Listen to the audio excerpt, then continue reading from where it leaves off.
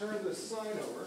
So as you can tell, I'm retired. You can tell by my suit that I'm working again, but thoroughly enjoying what I'm doing. And as Estelle said, my most recent job is to work with Lieutenant Governor Howie Morales, who, by the way, says hello. I invited him to come tonight, but he had a speaking engagement in Albuquerque. Lieutenant Governor is a former Grant County clerk before he was appointed to the Senate and was reelected twice. So he ran the Bureau of Elections for Grant County, so he is very much interested in what we're going to talk about tonight, voter registration, voter participation. So I have set up the stage as a voter registration location, and this is how I do it. And I'll explain, and if we have time, we may actually do a demonstration. How many of you, I know some of you are very experienced with voter registration. How many are new to this process? Okay, so we have a kind of a mix of experience. So just briefly, Estelle gave you some of my background. I first got involved in voter registration working, volunteering in a state Senate campaign for a state senator that I worked with, a wonderful person named Dee Feldman from Albuquerque, who has since retired from the Senate. This was back in 2006, and she said, Cliff, if you're going to go out and canvass, especially if you're going to canvass with me, it really doesn't do much good if you knock on the door and they say, yes, I'll vote for your candidate, but I'm not registered. So she said, and she taught me, and I have preached this, that as part of political campaigning, if you canvass or if you phone bank and you find people who say, I'll vote for your candidate, but I'm not registered, to also have the capacity to register them to vote. And we'll talk a little bit about the statute that governs this. This isn't state law. That's part of why you have an attorney like me standing in front of you explaining this, because you need to comply with the law to do this. It isn't just once you are certified, we'll talk about that process, by either the county clerk or the Secretary of State's office. You are on your own in a sense, but you have to comply with the requirements of New Mexico statute in the election code, and you have to comply with the rules, administrative rules that have been promulgated or adopted by the Secretary of State's office. And we'll talk about that to make sure that everybody is legally compliant. And then I want to give you an idea of how you do this. And I want to thank you also. I want to thank you for your willingness to participate. So last year, before I took the current job, I was able to arrange my life, thanks to my wife, wonderful wife, and thanks to the State Retirement Association and Social Security Administration, who provided income while I wasn't working. I campaigned, basically, pretty much the entire year after the 2018 legislative session ended in February of last year. And people would say to me, Cliff, I'm really concerned with what's happening in our country and in our state, and I want to do something. What can I do? So I thought about it, and I thought about what I've done. And so let me suggest this to start off, to kind of put this process into context, at least as I see it. And if you have a different way of seeing this, share it with me, because I'd love to hear from you as well. So there's at least 4 ways that I can see us participating in our democracy, actively participating. And getting up off the couch is how I describe it, and getting involved. So one is to be involved in campaigns at various levels. National level, presidential level, Congress, senator, either as a volunteer or as paid staff. There's a variety of things you can do in a campaign. So there's campaigning for candidates. 2 is kind of what we're doing tonight, and there are combinations of these, which is getting involved with political parties.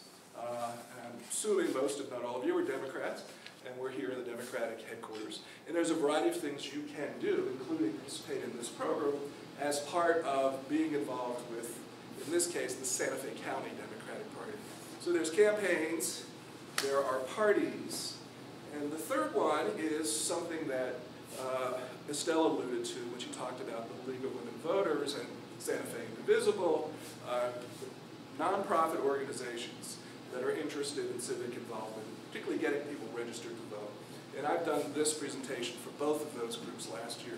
So you can get involved either as paid staff or as a volunteer with nonprofit groups. And then the 4th way is primarily what we're going to talk about tonight. So I call this getting involved with the voter apparatus. Now that sounds kind of Russian, but what I'm talking about is what we're doing, becoming what are called under the New Mexico law third-party voter registration agents. When I talk about third party, you may be thinking about a political party, but that's not what the law talks about here in New Mexico. By third party, it means someone, and this is, if you don't remember anything else tonight, remember this: we are politically neutral when we do this activity. Someone comes up to us, whether we're walking around with a clipboard at a Pride event, or we're at what I call fixed location at the Chavez Center or at the Santa Fe Community College, and several of us have done both of those places and know that they can be busy. We are there to register any qualified voter. Any qualified voter. So, again, I'm going to show my bias. I did not vote for the current occupant of the White House. But when I was at the community college 2 years ago, during the 2016 primary, a young student came up to me and said, at a table like this, said, "I want to register to vote for Trump." So did I say, "No, I'm sorry, I don't support your candidate. I don't want to enable whatever it was I thought of him at the time," which is confirmed. No, I had to kind of take a deep breath. And she said, "And what party is he?" She didn't even know what party it was. This was for the primary. And you know that we have closed primaries. And we'll talk about that because, well, anyway, just to finish that story. So I registered her. You know, do I feel guilty about it? A little bit. But that was legally what I was required to do. And if you have a problem with that, then this is not the activity for you. And I've mentioned other activities, campaigns, party activity. You can work for the Secretary of State's office. You can work for the county clerk. You also have to be neutral. Or you can get involved with a nonprofit. But if you cannot be neutral in this process, then this is not the process for you. Find another way to get involved. And there are many ways to get involved. And if you can think of others, let me know. So, third party means that we are neutral. And the biggest thing, takeaway, I'd like you to take away, is whoever is qualified to vote, yes, you can register. And we'll talk about it, because the qualifications are easy, and I highly recommend that you memorize them. Here's my personal opinion also. So, okay, if you can be neutral, good. I see our role as, in addition to registering qualified people to vote in our elections, is to be a source of education. Now, you're not going to find this in the state statute or in the rules of the Secretary of State. But to me, if you register someone to vote, this is my opinion, I'm not expressing the opinion of Santa Fe County Democrats or anybody else. If you register someone to vote, but you don't give them the information they need to actually vote, to know where they can vote, to know when the voting starts, when the voting ends, then what good is it? You know, you're kind of wasting your time, you're wasting paper. As far as I'm concerned, we could have X number of people who are qualified to vote and registered to vote, but if only a very small percentage actually exercise that right, then something is amiss in the system. I don't have all the solutions. We are working at the legislature, certainly, and the governor and the Secretary of State are working towards making it as easy as possible to vote and to register to vote. And so the irony sort of is that we're sort of putting ourselves out of business, in a sense, if we make it easier to vote. Example, as of January 1st, 2015, you can register to vote online. And there are people that we've met during this process who will walk up to the table, and the way I do it, by the way, is I sit here, and I put the voter, the prospective voter, catty-corner to me, and I have a clipboard, and here is the magic form, the magic registration form, which, if you are interested in becoming a voter registrar, you will need to learn about, and we'll talk about it tonight, and then be certified by the county clerk, who, after a simple test, will issue you your certificate to be a voter registrar. Now, I would put it in lamination. This is 10 years old, so it survived, and it has your voter registration number on it, which you need to know. Now, I have not memorized this, but so I have this with me, because people will say, well, what gives you the right to do this?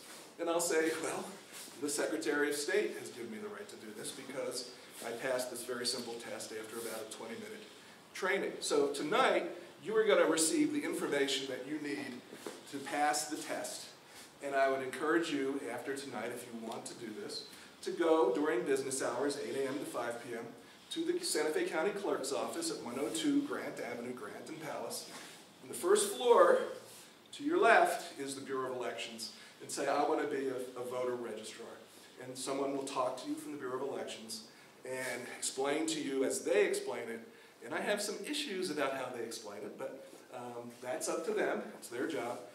They'll give you a few minutes of background, and then you'll take a very simple test, and then you will be issued your certificate, which I would recommend you keep with you. In fact, I think you're required to keep it with you.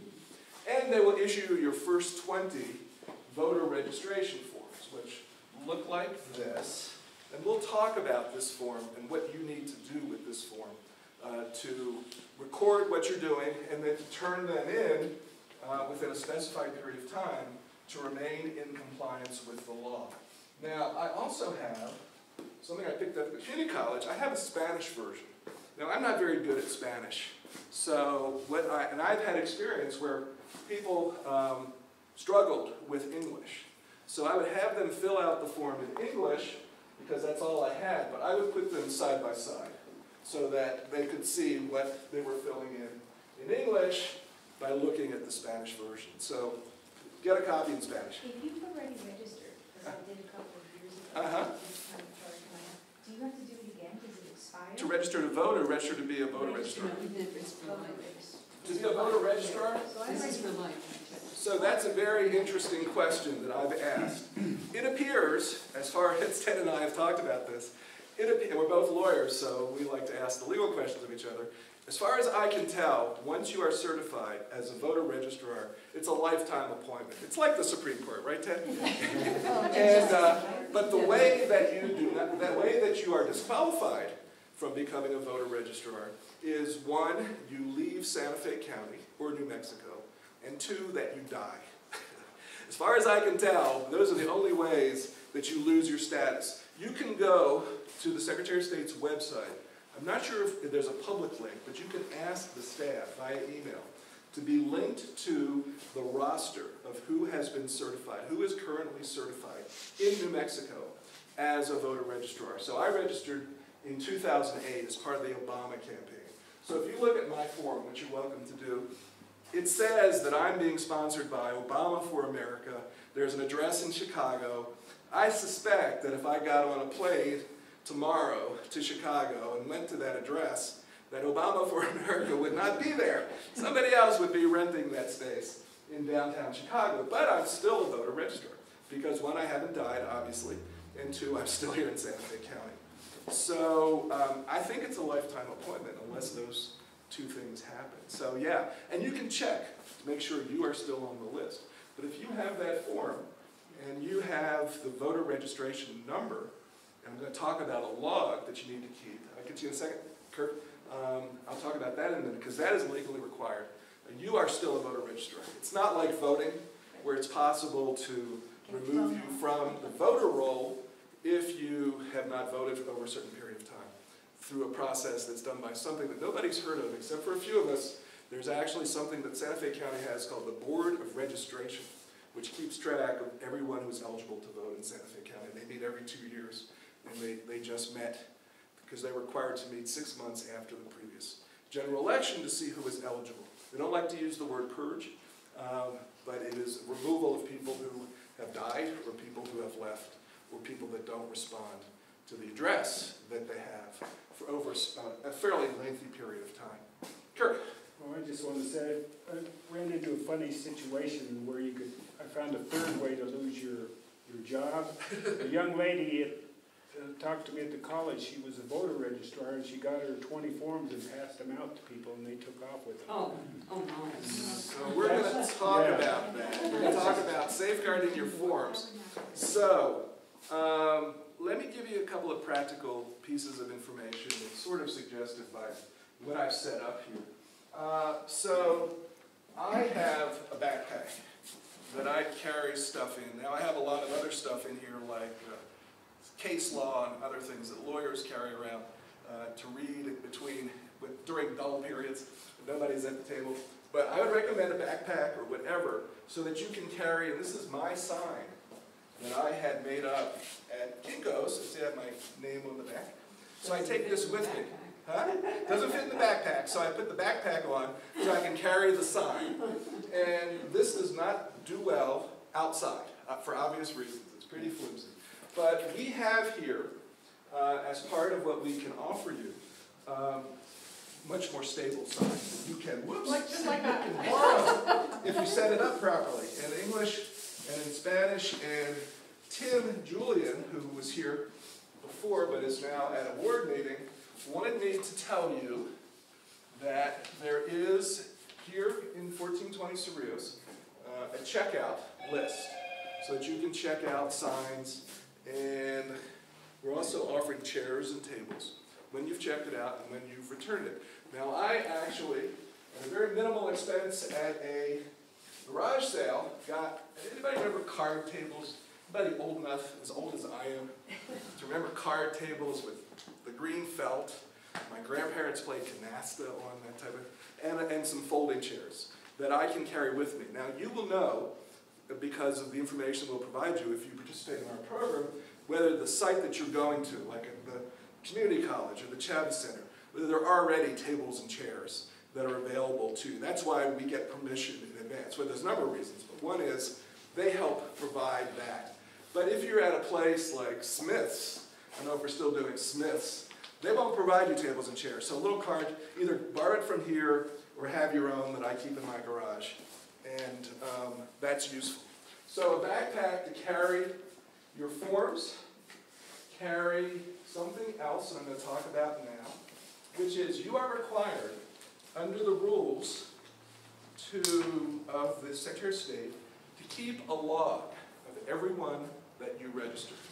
Now this form, and actually the other information I'm going to talk about, is available for printing on the Secretary of State's website. But it's under voter information. Click on that and then scroll down to third-party voter registration agents. Yeah, that probably would get you there. This is a little bit, yeah, sos.state.nm.us. At the top there on the left side of the top, this is voter information. And then you can click on third-party voter registration, and there are four links. One is to the statute that I talked about in the election code. One is to the rule, administrative rule, which also has the force of law, about third-party voter registration agents. And then there is a voter registration manual, which has a couple errors in it, and I've been working with the Secretary of State staff to correct them, which is why I did not copy it. But it's largely useful. And then the fourth thing is this, and I'll pass this around, is this log. And it's a pretty simple log. I don't know who designed it, but there's a couple here. And I have some extras if you want to take one. And so when you are registering, before you turn your forms in, keep that log. Now why should you keep a log? Besides the fact that you're legally required to do that once you are certified. And it's a record, basically, of what you've done. I consider the names confidential until they are actually registered. But what if the Secretary of State's office or the county clerk calls and said, Cliff, did you register Estelle Berger on January 25th, 2019? Because there seems to be a problem with the form, or you didn't sign it, or whatever. So I can, I probably won't remember. I've registered hundreds of people over the years. But I can go to my log and hopefully jog my memory. I may not remember Estelle, but I can say, yes, I registered her, and this was the number that is on each form. There's a unique number. And I'll take responsibility for whatever mistakes I may have made, and I appreciate you getting in touch with me. Now, that has never happened to me, and unless Kirk knows this person who was handing them out willy-nilly, and we'll talk about that right now, it hasn't happened I think it's not because it's not a good idea, but it's largely because the Secretary of State has not had the resources to do much enforcement around this. So that's not to say that you should ignore the law. It's just to say that the chances of you being, quote unquote, busted are kind of small unless you're engaging in some really egregiously bad activities, like not turning completed forms in, not registering people that you may not like for whatever reason, refusing to register people who are qualified. So we'll talk about a little bit more about that, but let me talk about what the qualifications are under the election code for someone to register. So they're actually on the form, but for some reason, instead of, in my mind, if I ruled the Secretary of State's office and controlled the legislature, the form is only 10 questions, basically. It's half of this page. It's really, it looks very simple, and it actually is, especially asking people their name and their physical address, and where they get their mail. But it gets a little more complicated when you get to the closed versus open primary. We'll talk about that. But on the form at the end, and I ask this question, these three questions at the beginning are the questions that qualify someone to be able to vote in New Mexico. So does anybody know what I know Ted and Kirk know, but for those of you that are new, what do you think are the qualifications to be able to vote in New Mexico? So what's the age? When? By November 3rd, 2019, you have to be 18. That's right. Can you vote in a primary if you will be 18 by November, whatever, Yeah. but the primary is in June? The answer is yes. Oh, really? Yes, that was a law that was passed, I think, 2016. Oh. State Senator Jeff Steinborn, who's one of my heroes in the legislature from Las Cruces. And the reason is, as far as I can tell, is that the state really controls the primary, when the primary will take place, who's going to be on the ballot, is it an open or closed primary. The general election is different. That is done mostly under federal law. And so you have to be 18 to vote in the general election, first Tuesday in November. I call, by the way, Election Day, and consider whether you agree, the last day of the election period. I don't call it Election Day. That's what my parents called it. That's what my grandparents called it. We are in the age of early voting. So there is an election period now. We are very fortunate in New Mexico that we have a fairly extensive early voting period. And I encourage people, this is part of the voter education, when I do this, I encourage people to vote early. Why should you vote early? What's the advantage to voting early rather than waiting until, quote unquote, Election Day? The lines are shorter. No phone calls. You could No die. phone calls. You don't Campaigns, theoretically, campaigns track You could who die. has voted early, and they will focus on the people who haven't voted because they have limited resources to do their outreach. The weather could be bad in November as opposed to, early voting starts about, what, mid-October. It's like 3 weeks before the end of the election period, Election Day. Yeah, You could die. You could die. That's a very interesting legal question, actually. What if you vote early, but you have succumbed by Election Day? Does your vote count? Well, it has to. You I think voted. so. I mean, if I was a lawyer, I'd argue that. I would say if I was qualified, I was still alive. You are a lawyer. I am. That's right. If I was still practicing law, if I wasn't retired. Thanks, Ted, for reminding me. I'll share my bar number in a minute here. 2160. Yeah, so, and then the other thing is, we now have something called voter convenience centers as of last year, 2018. So instead of you, on Election Day, being required to go to your precinct to vote, you can go when early voting starts.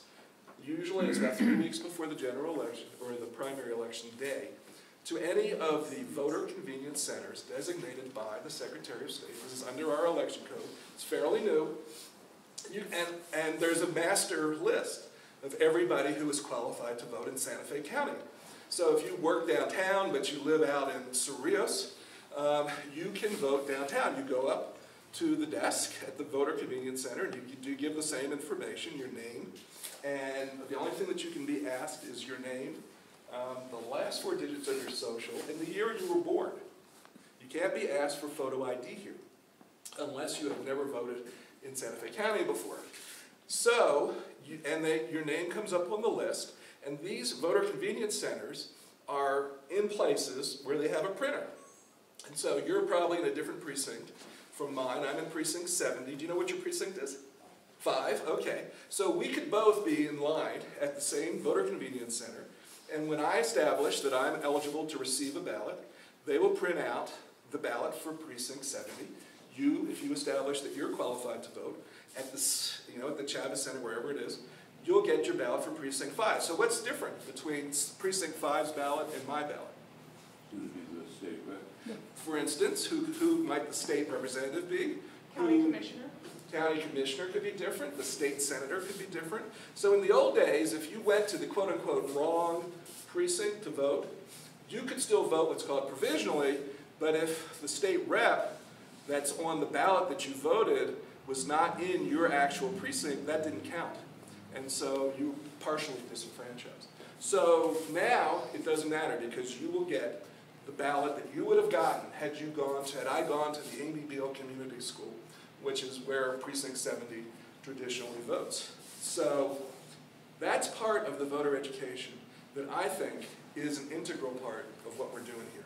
So when someone comes up here, I go through the questions. They're pretty basic questions about basic information. I start with the qualifications, which are, number 1, are you a citizen of the United States? If you are a permanent resident, but you're not a citizen, you cannot vote. You're not a citizen. You must be a citizen of the United States. Number 1. Number 2, will you be 18 on or before the general election? And number 3 is, it sounds easy, but sometimes it's difficult to figure out, are you a resident of New Mexico? Okay, so what does resident mean? So there's a legal definition, which is challenging to understand because it's in legalese, but basically it's where do you sleep? So if you sleep in New Mexico, you are a resident of New Mexico, as far as I can tell. Now, do you have to be here sleep here for a certain period of time before you are eligible to vote? The answer is no. You can roll in from Dallas the day before whatever the deadline is, and that may change because of some bills that are awaiting action by the governor. You may roll in the day before the election, and right now, the deadline to register, the current election code of New Mexico, the deadline to register to vote in the next election is 28 days before that election. So if you're trying to register currently, if your current law, 15 days where you go to the polling place, the voter convenience center, and say, I just got here, I want to register to vote. It's election day, the last day of the election period. The election judge will not allow you to register because you missed the 28-day deadline. Now, there's been some legislative activity. I'm not sure because April 5th is the deadline for the governor to act or not act on pocket veto bills that passed during the last 3 days of the recently completed legislative session that ended last Saturday at noon. So that process is underway, and I'm actually participating in that process. So we need to wait and see. People are asking me, how have things changed because of what the legislature did? So unless the bill has already been signed, we need to wait until probably April 5th at noon to see what the governor acts on. Yes? That residence comes up a lot with college students. Yeah, and in fact, one of the bills that didn't make it was a bill that would have required, it was introduced by a Republican, a conservative Republican, that would have required us, voter registration agents, to be a resident of New Mexico. So I asked someone, what's behind this? Because that's the only bill that I know of out of the 1,000 or so bills that were introduced in this last session that affected the part of the law that we're talking about here, the third-party voter registration agent law. And I was told that it was directed towards college students because there are college students who may not be able to vote but are registering people. Well, I meant for college students to register to vote if they go to school here but are from out of state. That's what I meant. Right. So if you are a resident, even if you are quote-unquote from out of state, right now, under the current law, election code, they can register here. Now, if they go back to their home state, leave New Mexico, they can re-register in their home state. So I have just the opposite. I have a college-age daughter in Washington, D.C. So she registered here, and so we made arrangements for her to receive an absentee ballot so that she could vote by mail. And that's something else that I also carry with me. When I do this, part of voter education, where is it? It's right here. Was right here. No, this is, oh, here it is. I also have with me, I do this when I canvass, but also when I do voter registration. Somebody comes to me and say, I'm leaving for Saudi Arabia tomorrow. It's August 1st. I would like to register to vote here in New Mexico, but I won't physically be here. Whether you go to college on the East Coast or you're leaving, you won't be here. So I also carry with me applications for absentee ballots. This is a very simple form. There's like 5 boxes. They're not the absentee ballot itself, It's they're an an application to get you on the mailing list so that when the ballots are sent out, when the early voting starts, it will be mailed to you and then you complete it and mail it There back. must be an early deadline for that, though. No early deadline. You have to have it back here in Santa Fe by 7 p.m. on election day. To register to get the... No, No. to vote. No, I'm asking the deadline to apply for the ballot so they can get it to you in time to get it back. You know, Get real about There- Santa Fe's post office. yeah, the deadline, I don't think there's a specific deadline, but there's a practical deadline that if you ask for it in the mail, there's the mailing period, and if you don't get it back by the end of election night, it doesn't count. So yeah, there's a practical deadline. It depends on the mail. So, and they don't send the absentee ballots out until early voting begins. Are the applications available at in the website? Yes. They are available on the county clerk's website because they have Santa Fe on it for Santa Fe County.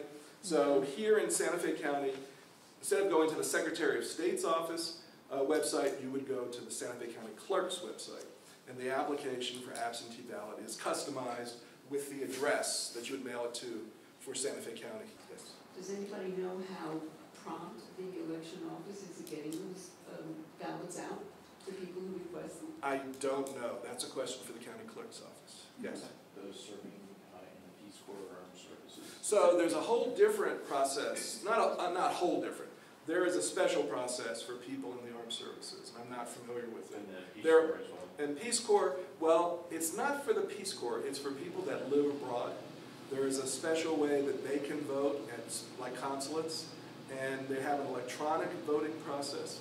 And that, as far as I know, is the only way people can vote remotely outside of New Mexico, is if you are living outside the country and you go to a place that has the secure access. Yes? Yeah, to Karen's question, my experience, which is, not a lot of data points, but my experience with the county clerk's office is they are very prompt with absentee ballots. Yeah. When they get that application, it goes out. Right. Assuming it's timed to send. Right. So this is a great discussion because this is all part of what I would call voter education. So obviously the people need to register first, and then all of this. And campaigns typically will ask people like me to write this stuff up and have it available for the people involved in their campaigns. And it's certainly okay if someone asks, or for you to tell them in a neutral way, this is when early voting starts, this is where you can vote early, these are the times, because the time on Saturday is different from the time on Tuesday through Friday, and these are locations. As long as you don't say, and you have to vote for this party or this person. Can I add something to Sure. this? A lot of this material will come actually from the county clerk, just to ask for them, they publish all this. That's right. And especially as they get close to the election, just ask for what they've got to hand out to voters That's for right. information when you're picking up your Right. forms. And so what I do is I try to make it more readable. Frankly, I find some of that hard to read, the way they publish it. And you can do that. Yeah. It's not an official document, but you can give information as long as it's accurate. Well, following up with what you said last year, or Yeah. for the And the 16, applications they had for- these great bookmarks with Yeah. the dates on them And I just was great down there handouts today, for and he early says they'll voting have them on next year. So I get that information from the clerk's office. It's also on their website.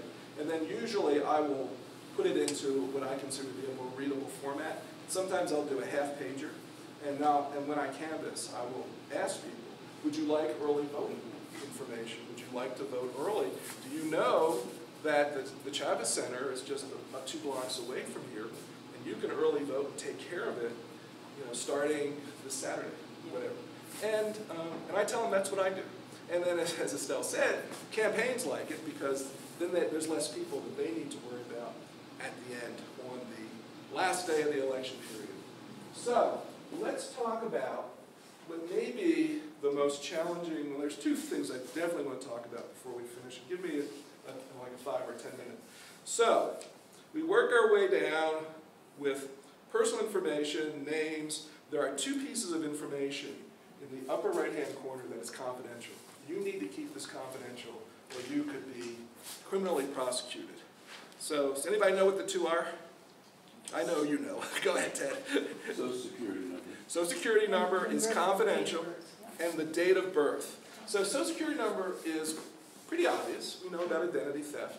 And it's interesting because I've had people, and I suspect Ted and Kirk and others who have done this, that people say, I'm not going to give you my Social Security number.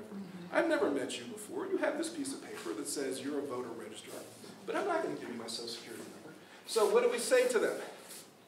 Go to the county. We turn it in and then it's sent back to them. Yeah, we can turn it in without the Social Security number. We tell them that if you want to register to vote, you are legally required to provide that information. If you don't want to provide it to me, even though I'm an honest lawyer, yes, there are some, that's okay. But it will slow the process. And there's another alternative. Which to the county clerk's you can office go to and the register yourself. clerk's office and tell them directly. And there's a third way. I mentioned it earlier. You can do it online. But here's the thing about online registration. You don't have to provide this if you do this in person with a registrar or at the clerk's office. But if you go online, you must have a New Mexico driver's license with the ID that's on all of our New Mexico driver's licenses. It's an extra piece of identifiable information that the Secretary of State can use because you're registering with the Secretary of State. They forward the electronic registration to the appropriate county clerk. We have 33 counties in New Mexico, and they need that to verify that you are who you say you are. Oh, and I'll get to you in a second, Kirk. So let me ask you this. So Kirk comes up to my table here, and I say, what's your name? And I know what his real name is, but I've never met him before. And he says, I'm James Jones. And do I write that down? Or actually, he writes it down because I don't write anything except I sign my name and put my voter registration agent number in box 10, I think it is. Am I required to check him out? No. Am I a sleuth, an investigator? No. No. Why? Because at the end, he is signing his name saying that everything that he has said is true. And if he's... I tell people that. I always say if this is a legal contract you're signing, you're swearing that these things are true. And I'm keeping it protected until it gets to the county clerk. So I try to make the impression that And this if is it's serious proven stuff.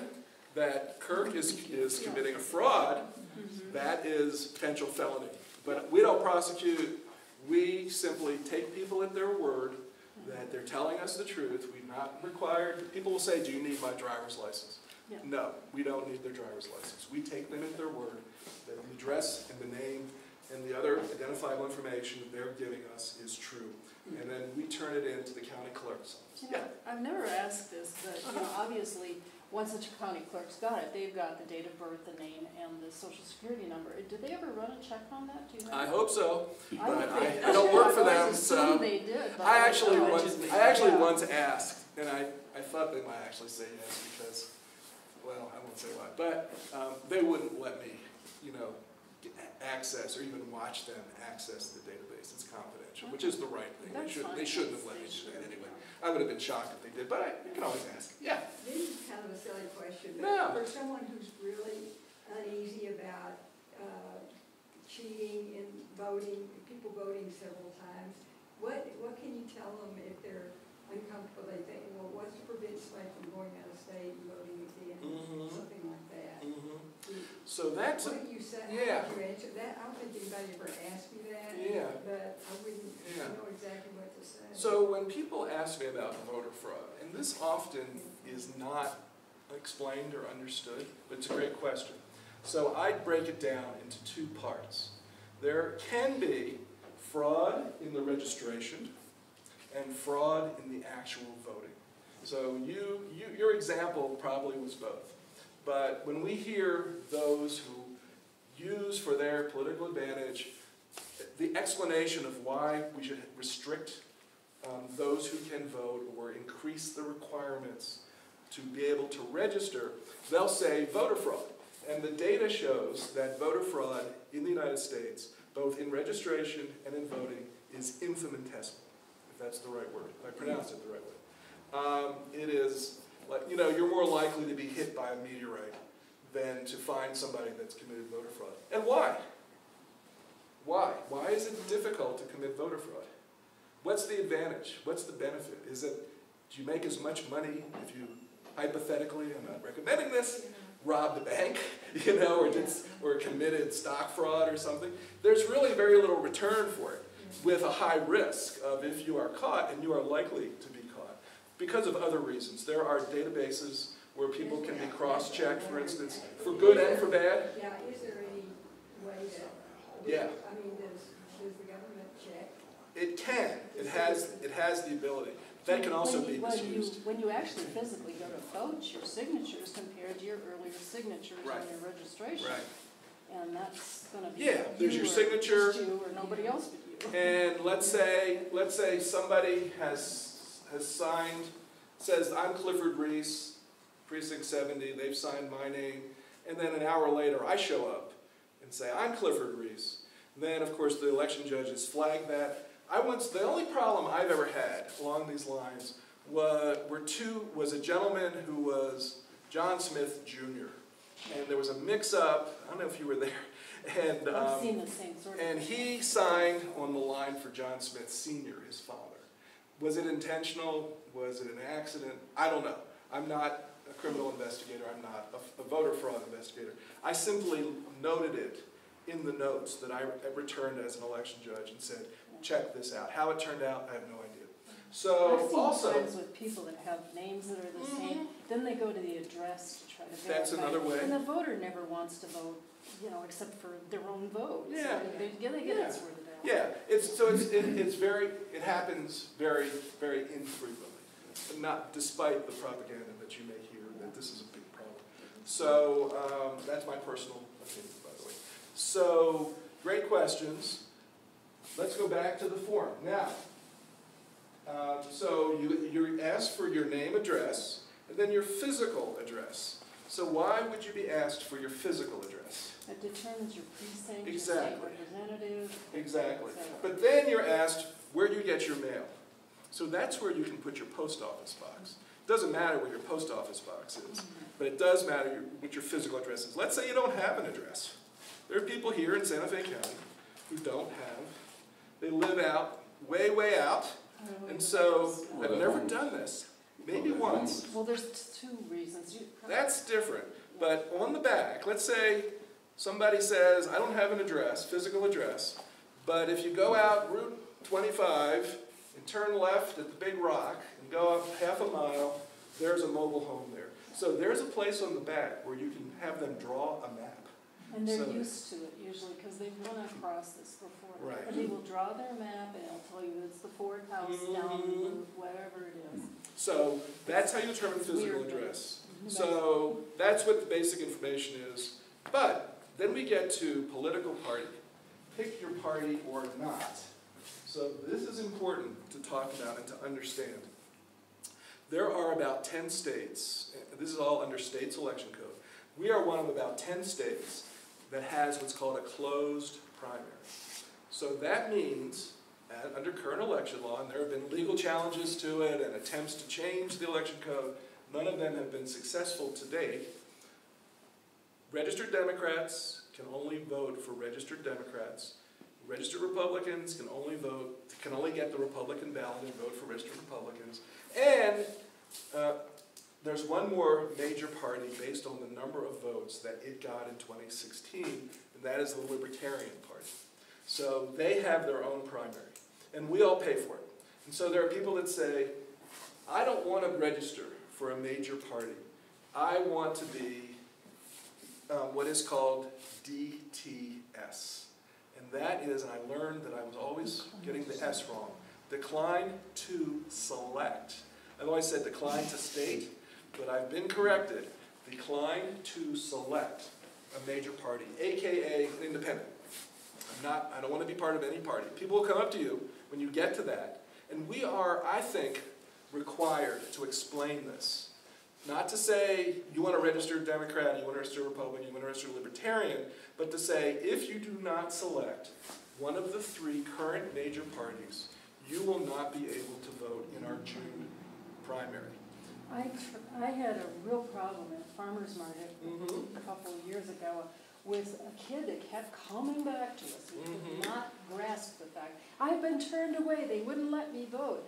He was going to a primary to vote, but he was not registered as a party member. And so because he didn't want to understand, he wasn't that quarrel, and that'll happen. But the way I do it now is say, you're not, in a primary, you're not voting for a candidate to be in office. You're voting, you're participating in the party you consider yourself part of. To pick a candidate to then be in the election. That's right. I try to make that real clear to them. You're picking a candidate. You're not voting for your final choice. Right. So what you are doing in a primary is selecting who you want to be the representative of your party for that particular office in the general election.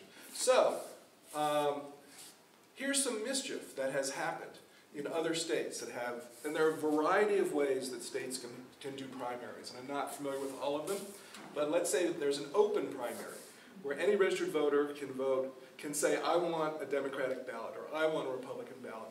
I know this happened in South Carolina, I forgot when, was it 2012? But a certain right-wing radio commentator, whose name I won't mention, urged the Republicans in South Carolina to cross over and vote for the weakest Democrat in that race so that the Republican candidate would face the weakest opponent. That was perfectly legal in that state. That's a danger of an open primary. There are other ways to do it. Closed primaries. You can switch to whichever party. So, but if you do it 24 days, if you under current New Mexico law, 28 days, before the election, all the Democrats can register as Republicans and vote and do the same thing. But that would be pretty obvious, right? And would look a little strange in Santa Fe County, particularly given the breakdown of party voters. But there are other ways to do it, and maybe the state will continue to explore it. California has a version of ranked choice voting that we now know about if you live in the city of Santa Fe, where we had ranked choice voting in the last election a year ago for mayor. So how that would shake out in a primary, I don't know. I mean, I'd like to see some piloting, some experimentation. That's my personal opinion. To see, because I get the point of view that if I decline to select a party, I am cut out of the primary. Should I have a role in the primary? That's a philosophical question. And I can tell you as a former election judge, the angriest people I had to deal with were exactly what you were talking about. When I had to tell someone, this is one of the very, very few circumstances where I'm not even required to offer you a provisional ballot. If you are not registered for any of the three major parties, I am not required to give you a primary ballot. I'm sorry, and you missed the 28-day deadline. They say, well, I want to register now. I want to register to be a Democrat now. And even that is too late under the current law. You have to register 28 days before an election.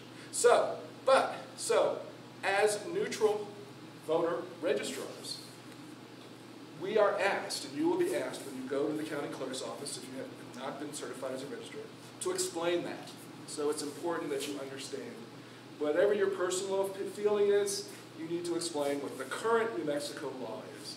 If you're not registered with one of the three major parties, you will not be issued a primary ballot for that party.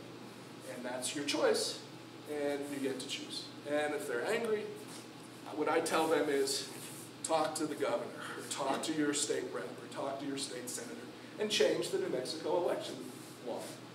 That's something that anybody can do. So that's closed primaries. That's what we have in The way I say it to them is, the reason you will put down either a D, an R, or I guess it's an L, is that you want to say, yeah, I want to have the candidates for that party for the general election. And put DEM, REP, or LIB, because then it's clearer what the intent, I mean, you don't put that. They do. That is the abbreviations that are accepted. Because sometimes a D, you can't tell. Philip just So said it could be a single DEM, name, just a couple REP, dots. or LIB. And do you fill out the form for someone? Only if they are disabled. Yeah. I've done it, and I do it for people who have too much of a tremor. I bring glasses, reading glasses. One of these days I'm probably going to need them, but I've had that situation. It is a little bit different if you've ever been an election judge, where you can have someone assist you who doesn't fit into certain categories in filling out the ballot. This is not the ballot. This is to register to vote, and so I would strongly discourage all of you to do anything but complete the form as you're required to do. We're going to get to that in a second, where you sign your name, your voter registration agent number from your certificate, and then there's something else that you do we'll talk about in a second. Well, wait a If minute. somebody can write and they can see it, they fill it out. Don't fill it out for them. Well, I've had people who, they clearly have a tremor. And Yeah. then I'll fill everything out, and they'll sign, and I've actually been in just I'm losing my words, but anyway, I've put their name in. Hint, hint. This is where you write in your log. Yeah, okay. This is a couple of things that This you is write in exactly your what log. I've If you think there's fraud, you can put a notation here. And when you turn in the forms, and we'll get to that in a second, what you need to do to complete it, and then what you need to do to turn it in, those are the last two things I'm going to talk about. Make a note here that you want to tell the county clerk, or put a post-it note or something that says, I think something is amiss here, please investigate. Well, no, there's Or, nothing amiss in this. well, you don't know, number one. And number two, Yeah. if you have filled it out, I strongly recommend that you let the county clerk know. So, I have a suggestion about this, I don't know if we're gonna get to this, but when you get your forms, the 20 forms, to put the numbers in consecutively, immediately, don't do them as people are registering, because you'll make a mistake, well, guaranteed. I don't, because I keep them in order on the clipboard. And no, I don't guarantee that. But if you're comfortable doing that, that's fine. I just put the number here, so Yeah. it's ready for me to fill it out. Okay, two quick things. After the form has been completed and signed, then box 10 is where, if you've assisted the person, and I think if you've given them advice or explained anything, you've assisted them, you put your name and your voter registration number from your certificate. Then, under New Mexico law, you have 48 business hours, or 2 business days, to return the form. Do not mail it back. Someone else can take it for you. You don't have to do it personally, but it needs to be returned within 2 business days to the county clerk's office. And what I recommend is, when you take the forms back, ask them to scan it in while you're standing there. Because I've had situations where they claimed I didn't turn in forms, which I did, but it was 6 months ago, so how can I prove it? So they have a little scanner there behind the counter. Ask the young lady, who's usually behind the desk, to scan in the forms. There is a barcode there. And then you can get more forms. And you're entitled to more than 20 if you can justify that you are going to be going to a special event, like Gay Pride or Pancakes on the Plaza, we do that. You can get more than 20. They will tell you, at least one person has told me, I can only get 20 new forms at a time after I've completed 20 and turned them in. He was wrong. And I pulled out the rule and showed he was wrong. And he still wouldn't give them to me. And I said, call the county attorney because I want to speak to him because you're wrong. And then he gave me the forms. Yeah. I understand what you're saying about the liability of, but here, they would like us to bring the forms in so that they can enter Not anymore. the data. Not anymore. Not anymore. That has Okay. changed. The Okay. county party does not provide that service anymore. All right. So when you have forms filled out, you have 48 Working hours, so if you complete a form on Saturday at the Chavez Center, Get it on you have Monday. 5 p.m. Tuesday. So you have 48 hours, and then at the bottom, and they'll explain this to you, there's what I call the receipt. It's kind of perforated here. You give this to them, and it has the unique number that matches the form, and you tell them, this is for you. On the back are the 33 county clerks' phone numbers. I By circle. them, you mean the The registrar, yeah. They get this. They get the receipt, the little person form you that's tear off. registering gets that. I circle Santa Fe County Clerk's phone number, and I tell them within approximately 2 weeks, you should get a response from the county clerk's office. If you don't, call them, especially if you're getting close to the 28-day period, or you will get a voter card in the mail from the county clerk's office, which people think they have to have that card to vote, but they don't. You don't have to tell them that. I mean, it's a good thing to bring the card. It makes it easier for the election workers to match up to what the address is. And the old days when you had to go vote at your precinct on election day, you know what your precinct is. Yeah, Kirk. I found something interesting in the voter registration handbook, that it said if someone doesn't give you their social security number, they will enter the information at the county clerk, but the register is responsible for calling in their social security number. You can't tell them that the county clerk will call them. Yeah, well, it varies. I've seen a form letter that gets sent back saying, please call us with your social security number or we can't register you. Depends on whatever process they're using to complete it. But one thing that is for sure is that if you don't provide your social security number, your form will not be completed and you won't be registered to vote. So I think I'm out of time. Any other questions? Please see me afterwards. The 2-day rule, if you register on a Saturday, how many days you have? Is it? So Sunday doesn't count because it's not a business day. Saturday doesn't count. So you have 5 p.m. Tuesday. Yeah, you have 2 business days, Monday, Tuesday. And if there's a holiday, like 4th of July, that doesn't count. Okay. Thank you very much. Appreciate it. Good luck. And I'm always a resource.